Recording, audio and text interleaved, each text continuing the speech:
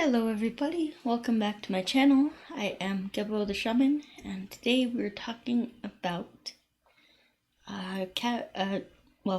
Scorpio Ascendants. So what does that mean when you have a Scorpio Ascendant in your chart? So the Ascendant, if you don't know, is the sign that was rising in the east at the time of your birth.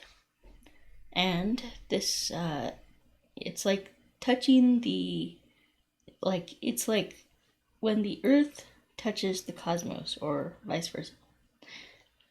It's the energetic blueprint that you inhaled when you took your first breath.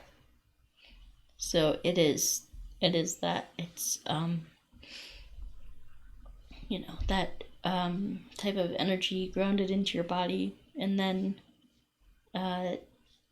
that kind of sets the blueprint for your psychology, for basically your entire life. And again, birth is a choice. You are not a victim. So many people think that, want to not be born into this world, and, wish they were never born and things like that. And that's all very terrible stuff to wish upon yourself, because you are a unique and precious creation. The world has something to benefit from you, from your existence. So anyway, then we have that's a little bit about the ascendant. And then we have Scorpio as your ascendant. So before I get into all that good stuff about your ascendant and your whole entire chart as it is in the Vedic system, please go ahead and go to my website, geboshaman.com. Check out everything that I have to offer there, because I do have to offer a lot of things there. I have my Qigong courses, you can see those. I have my Astrology certification course, which when you purchase that, you'll get your own. You have to take a test, and then you'll get your own basically your own website to become a certified Vedic astrologer. And then we have astrology consultations, astrology readings, basically, and birth time rectifications.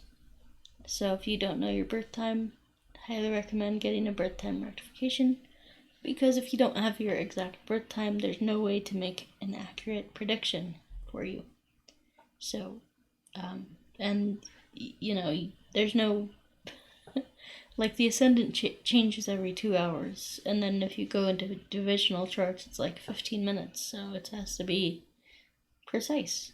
In fact, there's a chart that changes every 2 minutes, so yeah, has to be precise. So anyway, and then we have we have the birth time rectification. We have rune readings, career coaching, life coaching, trauma healing course, and distance energy healing session. Alright, so let's get into Scorpio Ascendant. So Scorpio Ascendant, that's definitely an interesting one. So yeah, you kind of see the world through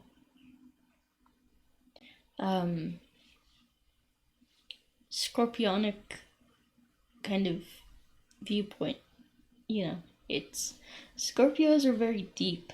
They want to know, they want to get to the bottom of things. They want to know the emotions. They want to experience people through the common trope is that they want to experience people through sexual activity and intimacy in that way, in order to know people. However, that might not always be true, because an individual chart is, individual, and your planetary placements may contribute to your Scorpionic ascendant, so your Scorpio ascendant, and the things that represents, or they may not. So, alright, so let's get into it. So, Scorpio ascendant, Scorpio is birth, death, sex, transformation, sudden ups and downs, sudden gains and losses, sudden transformations. So there is a strong sense of like psychological, something here. Something like Scorpio represents the deep unconscious, so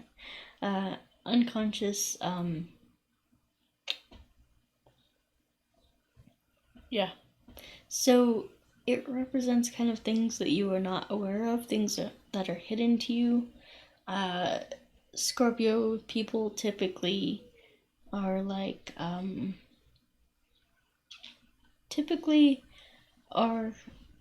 into the occult, into secrets, mysteries, the occult, basically, things that are kept secret, kept hidden. And so yeah, it's definitely like, I don't know, it's interesting, but we'll get into like more of where your personality is, things like that. So if you are a Scorpio ascendant, that means that your planetary ruler is Mars. So I would highly recommend looking at where Mars is placed in your chart to get a better idea of how this Scorpio energy is affecting you. Alright. And then we have Sagittarius in the second house. So Sag in the second is a good, generally a good sign for your savings. Second house is savings. It is your family. It is your it's your family. It's your basically the values that you were taught when you were growing up, like kind of you were imprinted or blueprinted with you have a blueprint of like your certain values and things like that, the things that you value and pay attention to and love. So it shows that you have a love for learning, that you might be a lifelong learner. Sagittarius is the house of the sign of the teacher, the guru, the mentor, the teacher, things like that. And so it's all about teaching and learning and higher education, religion, spirituality, things like that. So you might have a kind of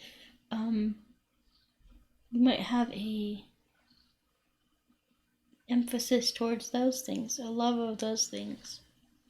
You might value your education over anything else. Like someone who is like let's say, who has like Taurus in the second, might value handbags or material possessions, things like that. So, this shows that you value learning and higher education and discovering things, discovering secrets. And then we have also, Scorpio Ascendant, look where your K2 is placed as well. Look where your K2 is placed, because that can be a strong indicator as well of your ability to learn occult knowledge and things like that. And then we have Capricorn in the 10th house, or it's in the 3rd house. I always get those mixed up. Capricorn in the 3rd. So 3rd house is all about your communication, your siblings. It's about your courage, your desire to go out there and get things done. So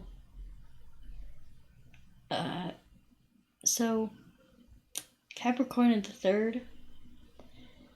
This means that you might speak slowly. You might have taken a long time to speak when you were growing up in your early developmental stages. You might have been a slow speaker, or, it also shows like discipline in communication. So a lot of times when you get someone who has something faster, say like a Gemini or a Mercury here, you'll get a fast talker. You'll get someone who just blurts things out and doesn't think twice about what they say. You, on the other hand, this shows that you are very thoughtful about what you say, very, you also tend to ruminate on the things that you say, like, oh, I shouldn't have said that, things like that. That could be you as well. So yeah, then we have Aquarius in the 4th house. So Aquarius oftentimes behaves like Cancer, except Aquarius is more concerned with, like, Cancer is more concerned with the well-being of their family and their immediate friends circle. They're not really concerned with the entirety of humanity. They really care about and stick up for their family and friends. Well, close friends. But,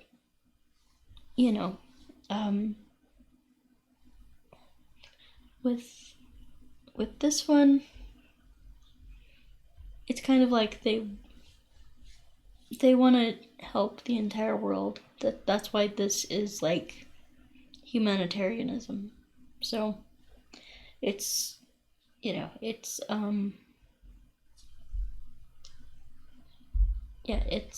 just like the entire world and things like that. So this shows like someone who is, 4th house. So we have Aquarius in the 4th. 4th house shows that you have, this is the house of the mother. So this is the house of the mother, and it shows your relationship with your mother. Now, that means that your mother could be any zodiac sign. It doesn't indicate your mother's zodiac sign.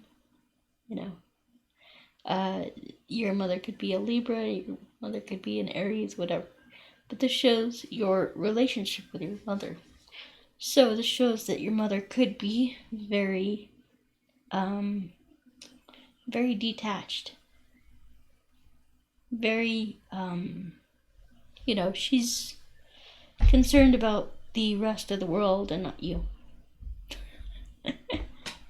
She's, like this shows working. She might be at work in large groups, large network circles, large organizations. She might, there's a sense of like abandonment here, where it's like she's always, at work or doing other things, kind of leaving you at home kind of thing. Where her care for you might not be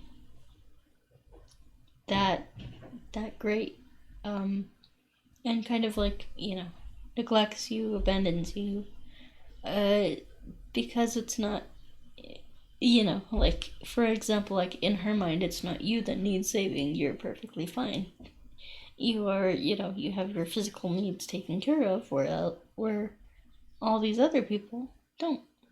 So, it's like, but, you know, you also don't have your psychological needs taken care of. You need your mother, so that. So anyway, Aquarius in the fourth house, and then we have, oh yeah, so check your moon placement and your Saturn placement for those, and then we have Pisces in the fifth house. So Pisces in the fifth. So that's an interesting one.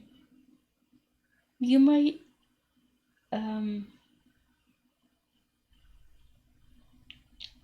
yeah, that's a really interesting one. Fifth house, well, I'll just talk about what the house means. Fifth house means well, sex life. It's your you know, your children. It's your fun, playfulness, creativity. So yeah, fun, playfulness, creativity, sex life, having fun, enjoying yourself. Fifth house is the house of dating, whereas seventh house is the house of long-term partnerships and relationships.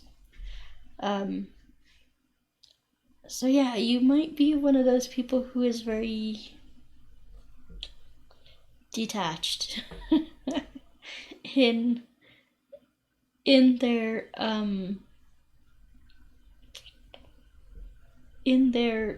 sex life.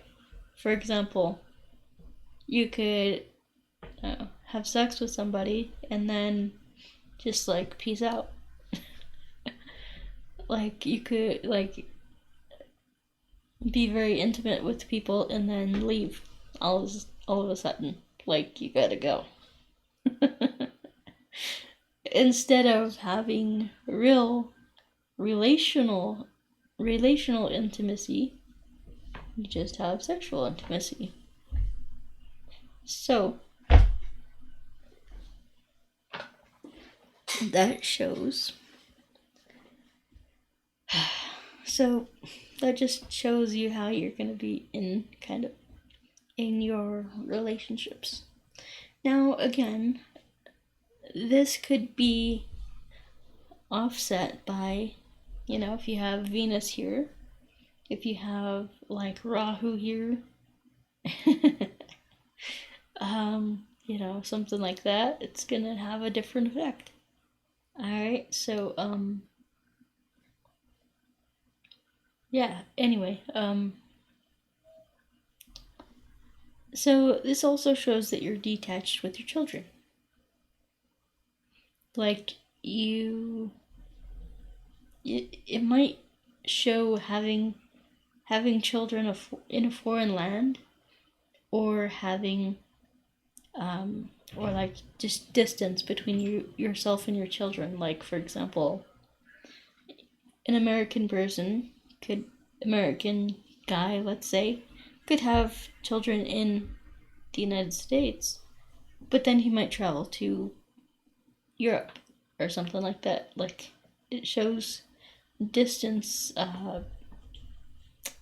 It also shows like you might marry or date or have children with a foreigner.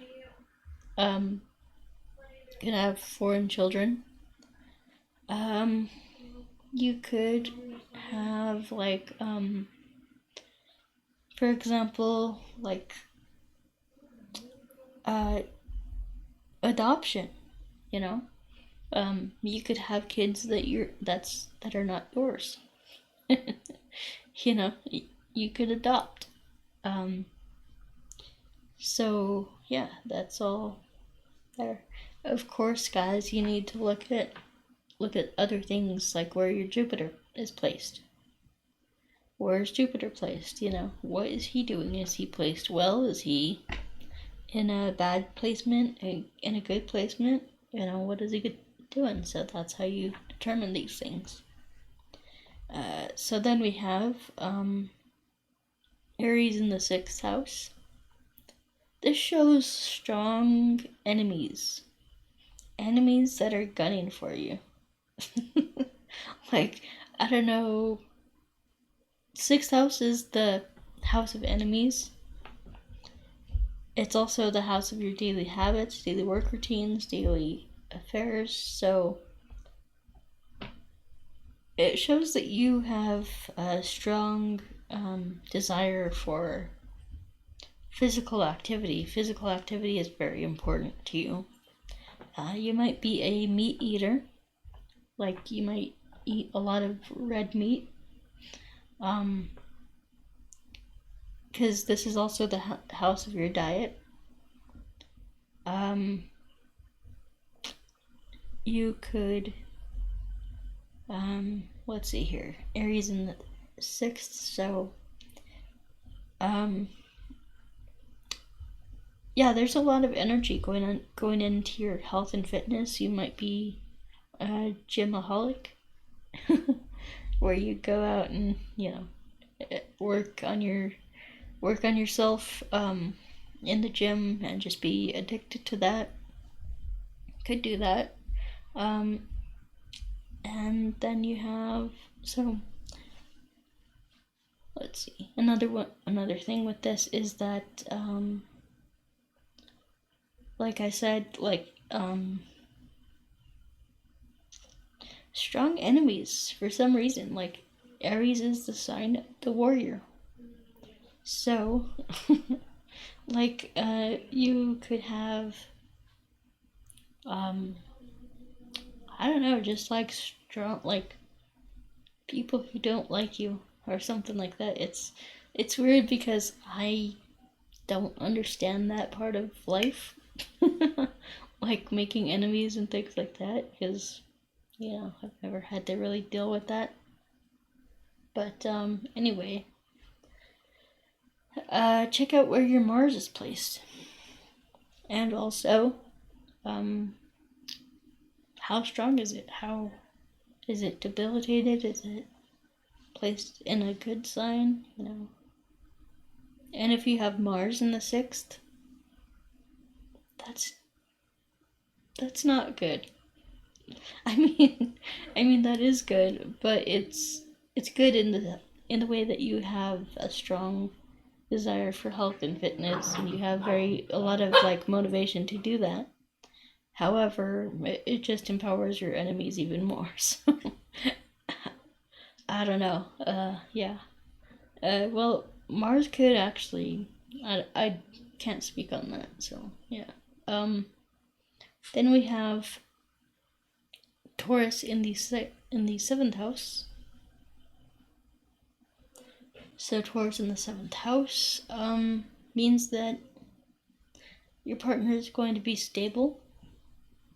Your partner is going to be supportive, into the, you know, your partner might be very superficial. Might be very into material pleasures and things like that.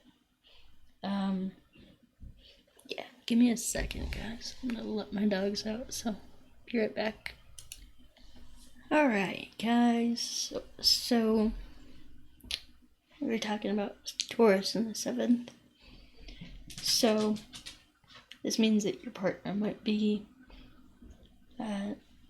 shows a good partner for the most part. Your partner would be very grounded, very wanting to know like the practical things, and like, you know, for example, the practical reasons for things and things like that. This is an earth sign, it's grounded, so that's good. And then your partner might be, I don't know, just like, stubborn, Taurus, bullheaded. She or he might be into like material things, stuff like that. So, and then we have Gemini in the 8th. So this is not.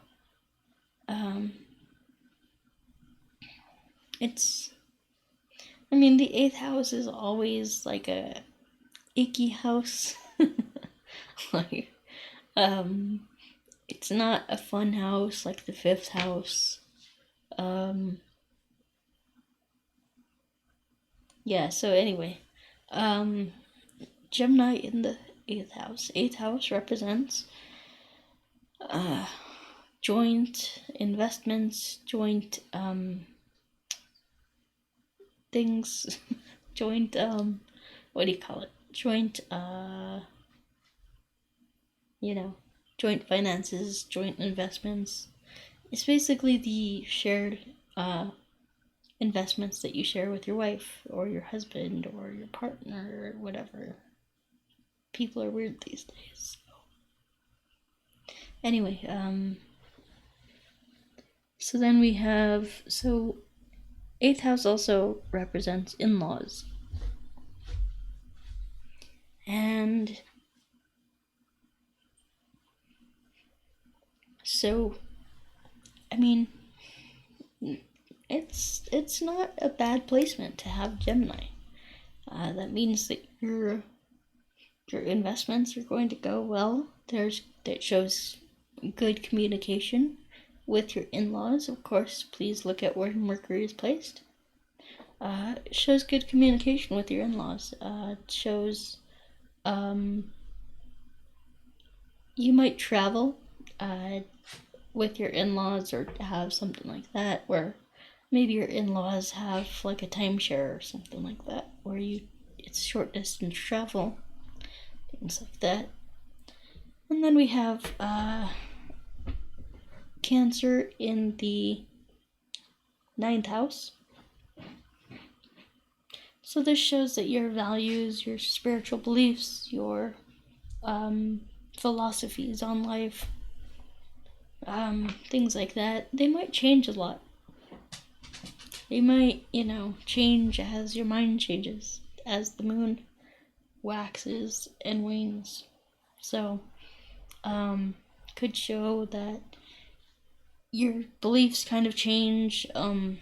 It also shows that if you have a guru, a mentor, a spiritual teacher, any teacher, that they will be very motherly to you. They will be like your motherly figure, even if they're a man. So you would have good luck with teachers. So anyway, let's see here. Then you'd have your 10th house is Leo. So 10th house Leo, that means that you would have some kind of a career work in so 10th house is your career. Leo is the government. It is it represents royalty, government, something like that. Represents creative self-expression. So you might be like an actor or something like that, or work in the government. Look at where your sun is placed. Is it good? Is it in a good place? Is it in a bad place? What's going on with your sun? And then finally we have or not finally, but we have Virgo in the 11th house. So this means that the 11th house is the house of gains. Virgo is service to others, being very analytical, critical, things like that. So you could have a lot of gains as an analyst or something like that. You could have Well, Virgo just represents your work life as well. So it shows pretty good gains from your work life, and those gains going to your joint savings or your joint investments. And then we have Libra in the 12th house. So 12th house is the house of bed pleasures, sexual activities. It's the house of losses.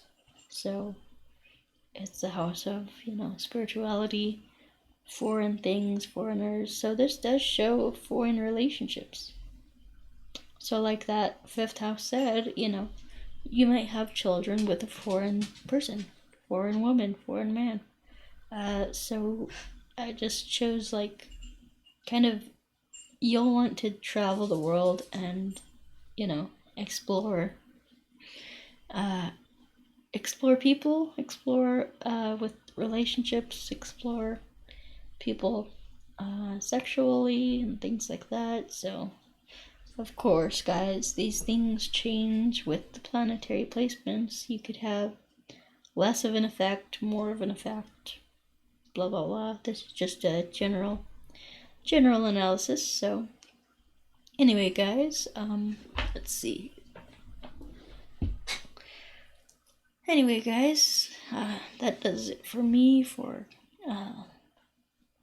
Scorpio Ascendant. So thank you for watching, and if you like this video, go ahead and leave a like and subscribe and do the thing and all that good stuff. Alright guys, click that bell button down here, and yeah, so I do have some stuff to offer you. So if you're interested in a Vedic astrology reading from me, then you can go to GeboTheShaman.com. The link is down below in the description. And you can also get my astrology certification course, which will basically turn you into a certified Vedic astrologer, where you can have your own business, and once you pass your test, I will give you your own website. So that's all, very, very good stuff. All right, and then we have the astrology consultations. So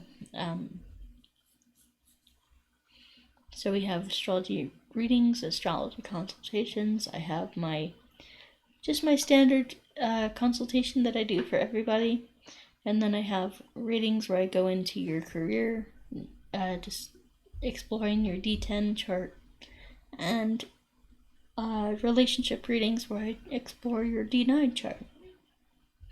Alright, so yeah, I guess that's about it. And then also birth time rectification. So definitely if you don't have a birth time, look into my birth time rectification service. I will guarantee that I will get your birth time down to the span of 1 minute, which is not something that most astrologers offer. Alright, so then we have because what most astrologers will do is they'll say, okay, you were born between 6:30 and 6:40, and they'll say, okay, 6:35. Well, you might be born at 6:39. So all those are very important. Anyway, then we have the rune readings. So I do offer a 9-world rune reading, which basically encompasses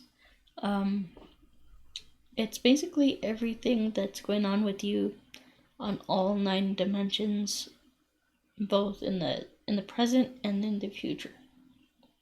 So that it's like your unconscious mind. We'll talk about your unconscious mind, your subconscious, what you're manifesting, your actions that you take, your relationships, what the Ascended Masters are telling you, what's coming to you in the near future, your hopes and wishes, your dreams, your identity, and your current conscious experience. So anyway, guys, if you're interested in that, go ahead and check out my website, GeboTheShaman.com. And then, yeah, so that's about it, guys. So then we have your career coaching, life coaching. So if you're not sure what you're supposed to do in this life and you're just kind of confused, maybe you want to start your own business or do something, but yeah, it's so that's what I offer the career coaching for. And then we have the trauma healing course, distance energy healing, so check all that stuff out. Anyway, guys, that's about it for me for today. So thank you guys for watching, and we'll talk to you next time. Peace.